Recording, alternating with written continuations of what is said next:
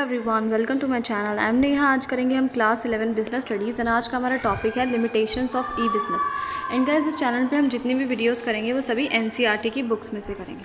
तो देखो, सबसे पहले क्या लिखा हुआ है, जो ई बिज़नेस है उसमें क्या लिमिटेशंस हैं। लो पर्सनल टच, इसका क्या मतलब है? मतलब पर्सनल रिलेशंस नहीं बना पाते हैं बायर्स और सेलर्स आपस में। High tech it may be, e-business however lacks warmth of interpersonal interaction। हाँ, माना हाई टेक है ई बिज़नेस, बहुत ज़्यादा हाई टेक्नोलॉजी यूज़ होती है, सब कुछ ही ऑनलाइन होता है, लेकिन ई बिज़नेस में किस चीज़ की लैक यानी कमी है? इंटरपर्सनल इंटरेक्शन, यानी पर्सनली हम इंटरेक्ट नहीं कर सकते हैं। बायर कौन है, सेलर कौन है, हमें नहीं पता, उनसे बात नहीं कर सकते हम पर्सनली जाके। To this extent, it is relatively less suitable mode of business in respect of product categories requiring high personal touch. So, ऐसे प्रोडक्ट्स जिसमें बहुत ज़्यादा पर्सनल टच की ज़रूरत होती है जब उनको बेचते हैं तो उन केस में ये बिज़नेस जो है सूटेबल नहीं है, ठीक है, बढ़िया नहीं है, जहाँ पे हमें पर्सनली बात करने की ज़रूरत पड़ती है। जैसे कि गारमेंट्स का बिज़नेस है, अब कपड़ों का बिज़नेस होता है, बेसिकली उसमें क्या होता है, हमें कपड़ा चेक करना पड़ता है, फिटिंग वगैरह। अगर आप कोई भी टी शर्ट वगैरह कुछ भी ख़रीद रहे हो तो आप उसका कपड़ा चेक करोगे, उसकी क्वालिटी चेक करोगे, उसका साइज़ चेक करोगे, चौड़ी भीड़ी कैसी तो नहीं है। तो ये सभी चीज़ें थोड़ी सी मुश्किल हो जाती है ऐसे बिज़नेस में। Next, incongruence between order taking giving and order fulfilment speed. ये पॉइंट क्या कह रहा है, देखो अभी अंदर का पढ़ेगा इन डिटेल तो पता लगेगा। Information can flow at the click of a mouse. आपको कोई भी इन्फॉर्मेशन चाहिए तो आप सिर्फ एक माउस पे एक क्लिक करेंगे, तुरंत सारी इन्फॉर्मेशन आ जाएगी। ये प्रोडक्ट कितने रुपए का है, ये प्रोडक्ट का मैन्युफैक्चरर कौन है, इस प्रोडक्ट का प्राइस कितना है, इस पर डिस्काउंट कितना है ना, एक क्लिक से सारी इन्फॉर्मेशन आ जाएगी। But the physical delivery of the product takes time. Physical delivery यानी आपने तो ऑर्डर कर दिया, लेकिन आप तक जब वो प्रोडक्ट पहुंचेगा उसमें समय लगता है। जैसे कि आपने फ्लिपकार्ट से कोई प्रोडक्ट ऑर्डर किया, ऐसे तो नहीं है ना कि आपने ऑर्डर किया और ये बेल बजी और सामने देखा आपका प्रोडक्ट। नहीं, थोड़ा सा टाइम लगता है, 2-4 दिन लग जाते हैं। This incongruence may play on the patience of customers. So भाई, यहाँ तो पेशेंस वाली बात आ जाती है, पेशेंस एकदम से टेस्ट हो जाता है कस्टमर्स का। बहुत धीरज रखना पड़ता है कि पैसे भी दे दिए हैं, चीज़ भी खरीद ली है, लेकिन चीज़ अभी अपने पास आई नहीं है। At times, due to technical reasons, websites take unusually long time to open। कभी कभी क्या होता है, टेक्निकल रीजंस की वजह से, जैसे नेटवर्क नहीं चल रहा है, वेबसाइट बहुत स्लो चल रही है, तो वेबसाइट खुलने में जो है बहुत लंबा समय ले लेती है या बहुत स्लो चलती है, ठीक से नहीं चलती है। जो चीज़ ओपन करो वो चीज़ ओपन नहीं होती है। सो इससे भी हमारे जो यूज़र्स हैं, हम लोग कस्टमर्स हैं, हम लोग बहुत फ्रस्ट्रेट हो जाते हैं, क्या यार कुछ समझ नहीं आ रहा, कितनी देर में चल रही है, स्लो चल रही है वेबसाइट इतनी। नेक्स्ट पॉइंट है need for technology capability and competence of the parties to e business. Technology capability से इधर क्या मतलब है, जो भी दोनों पार्टीज़ हैं भाई टेक्नोलॉजी समझ आनी चाहिए उन दोनों को, दोनों ही कम्पिटेंट होने चाहिए बिज़नेस को लेके, यानी उनको ई बिज़नेस, कंप्यूटर, नेटवर्क्स, इंटरनेट, ये सभी चीज़ें समझ में आनी चाहिए, चाहे बायर हो चाहे सेलर हो। Apart from the traditional 3 R's reading, writing and arithmetic, e-business requires a fairly high degree of familiarity of the parties with the world of computers। देखो, रीडिंग, राइटिंग, अरिथमेटिक, कैलकुलेशन वगैरह ये सारी चीज़ें आनी चाहिए भाई, जाहिर सी बात है, एक बिज़नेस करने के लिए पढ़ना लिखना होना थोड़ा ज़रूरी है। उसके साथ साथ अगर आप ई बिज़नेस कर रहे हैं तो आपको किस चीज़ से फेमिलियर होना पड़ेगा?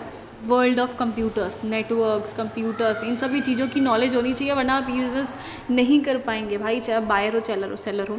जैसे कि आपकी मदर हैं, फादर हैं, बड़े हैं, उनको ज़्यादा नॉलेज नहीं है, वो कभी पूछते होंगे आपसे, भाई ये बटन दबाऊंगा तो क्या होगा, ये वाले बटन को दबाऊंगा तो क्या होगा, तुमने मुझे ये सिखाया था, मैं भूल गया हूँ, मुझे दोबारा सिखाओ। ये सब चीज़ें कॉमन है ना, तो उनको नहीं समझ आता इतना सब कुछ, ये सब।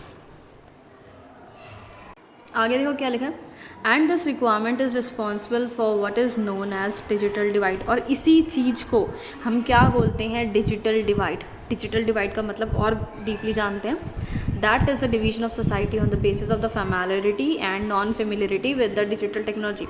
यानी इसमें सोसाइटी को 2 पार्ट्स में डिवाइड किया गया है। एक ऐसी सोसाइटी है जिसे इस टेक्नोलॉजी के बारे में, कंप्यूटर्स के बारे में, नेटवर्क्स के बारे में जो फेमिलियर है, जिसको सब कुछ आता है ये सब चलाना। एक है नॉन फेमिलियर, यानी जिसको नॉलेज नहीं है भाई कैसे फ्लिपकार्ट पे अकाउंट बनाया जाए, कैसे ऑर्डर किया जाए अपना प्रोडक्ट, उनको कुछ नॉलेज नहीं है, तो ये हो गया डिजिटल डिवाइड। 2 टाइप के लोग हो गए। नेक्स्ट पॉइंट है increased risk due to the anonymity and non traceability of the parties. Anonymity से मतलब हो गया कि भाई हमें नहीं पता सामने वाला इंसान कौन है, कौन हमारा प्रोडक्ट खरीद रहा है, कौन नहीं खरीद रहा है, हम किससे खरीद रहे हैं, कुछ नाम नहीं पता। नॉन ट्रेसिबिलिटी से मतलब है नहीं पता लगा सकते कि सामने वाला इंसान कहाँ से है, कौन सा है, कैसा है, कुछ नहीं पता लगा सकते भाई घर बैठे बैठे।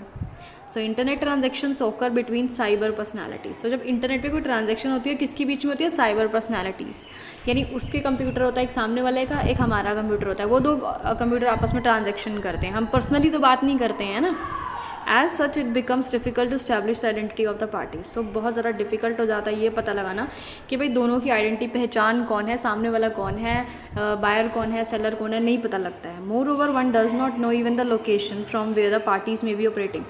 हम ये भी नहीं पता लगा सकते हैं कि लोकेशन क्या है जहाँ से दोनों पार्टीज़ काम कर रही हैं। जैसे कि मैं कोई प्रोडक्ट खरीद रही हूँ तो सामने वाला नहीं बता सकता कि भाई इस एड्रेस पे मैं इस घर में इस स्टेट में यहाँ बैठी हुई हूँ, यहाँ से मैं ऑर्डर कर रही हूँ, कुछ नहीं पता लगा सकता। भाई क्या पता मैं कहीं बैठ के ऑर्डर कर रही हूँ, मैं अपना फ़ोन कहीं दूर दराज ले गई हूँ, वहाँ बैठ के ऑर्डर कर रही हूँ, है ना।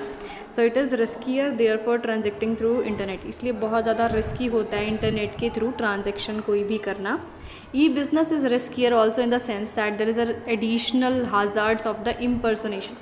सो ई बिज़नेस में एक और रिस्क इन्वॉल्व है भाई, देखो वो क्या है, इम्पर्सोनेशन। इम्पर्सोनेशन शब्द का मतलब क्या है, someone else may transact in your name, यानी कोई और आपके नाम पे ट्रांजैक्शन कर रहा है। जैसे कि आपका फ़ोन है उस पर पासवर्ड नहीं लगा है, सपोज़ चोरी हो गया, कोई दूसरा इंसान आपके ही नाम पे सारी ट्रांजैक्शन कर रहा है जिसने आपका फ़ोन चुराया, तो ये हो गया इम्पर्सोनेशन, कोई और यूज़ कर रहा है आपका phone. And leakage of confidential information such as credit card details. और साथ में क्या होता है, कभी कभी ऑनलाइन क्या होता है, आपकी क्रेडिट कार्ड की डिटेल्स भी लीक हो जाती है, चोरी हो जाती है, आपकी पर्सनल डिटेल्स भी। बहुत सारे ऐसे लिंक्स वगैरह आजकल चल रहे हुए हैं, उन पे क्लिक कर दो, अपने अकाउंट से पैसे वगैरह कट जाते हैं, ऐसी काफ़ी न्यूज़ पढ़ी होगी आपने। Then there also are problems of virus and hacking. और साथ में और भी कई प्रॉब्लम्स है, जैसे वायरस घुस जाता है फ़ोन में, या कोई आपका फ़ोन हैक कर लेता है। आईडीज़ यूजुअली देखा होगा आपने बचपन में कि जैसे अपनी फेसबुक वगैरह आईडीज़ हैक हो जाती हैं कई बारी, है ना। That you must have heard of it, and if not we will be dealing with security and safety concerns of online business. So इसमें साथ में एक चीज़ और लिखी हुई है कि सिक्योर हो ऑनलाइन ट्रांजेक्शन सारी, सेफ्टी बनी रहे, इसके लिए क्या कर रहे हैं लोग, डील करने की कोशिश कर रहे हैं, यानी इसका तोड़ निकालने की कोशिश कर रहे हैं। ठीक है, आगे बढ़ते हैं।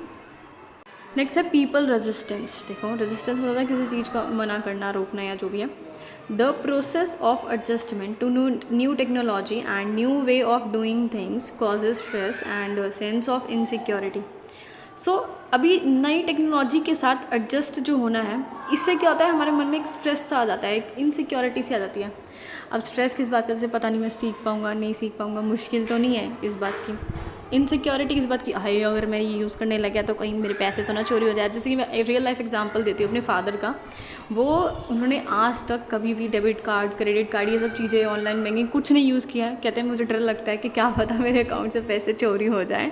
तो एक अजीब सी इनसिक्योरिटी है इस नई टेक्नोलॉजी को लेके, जिसमें कि वो लोग एडजस्ट नहीं हो पाते हैं। कई लोग तो मना कर देते हैं, रेजिस्ट कर देते हैं। मतलब रेजिस्टेंस मीन्स रेजिस्ट कर रहे हैं कि नहीं हमें नई टेक्नोलॉजी चाहिए नहीं, हमें पुरानी जो देसी टेक्नोलॉजी है कि हम बैंक जाते हैं वहाँ से पैसे निकलवा रहे हैं या जो भी है, हमें तो वही पसंद है।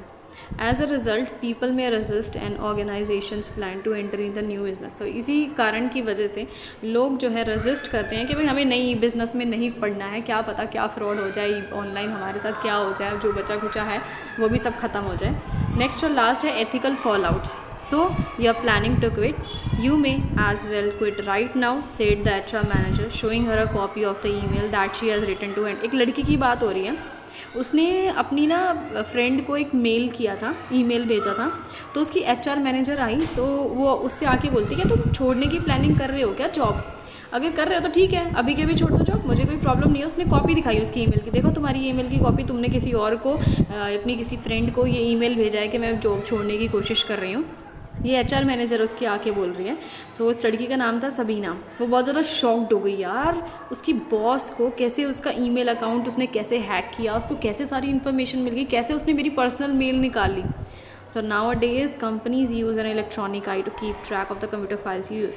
सो आजकल कंपनीज़ क्या कर रही हैं, इलेक्ट्रॉनिक आई यानी आपकी इलेक्ट्रॉनिकली जो भी आप ऑनलाइन चीज़ें करते हो उस पर बिल्कुल नज़र रखे रहती है। ट्रैक यानी बिल्कुल नज़र रखे रहती है कि आप क्या कर रहे हो, कौन सी फाइल यूज़ कर रहे हो कंप्यूटर में, क्या आपकी गूगल की हिस्ट्री है, कहाँ सर्च कर रहे हो, कौन सी ऐप यूज़ कर रहे हो, सब कुछ पर ध्यान रखती है। आपके ईमेल अकाउंट को देखती रहती हैं, कौन कौन सी वेबसाइट्स पे आप जा रहे हो, आप कैसे हो, ये सारी चीज़ें देखती रहती हैं। तो ये चीज़ तो बहुत ज़्यादा गलत है, आपकी पर्सनल डिटेल्स उनको पता लग रही हैं। तो ये एक लिमिटेशन होगी यहाँ पे। सारी वीडियो ख़त्म, ठीक है।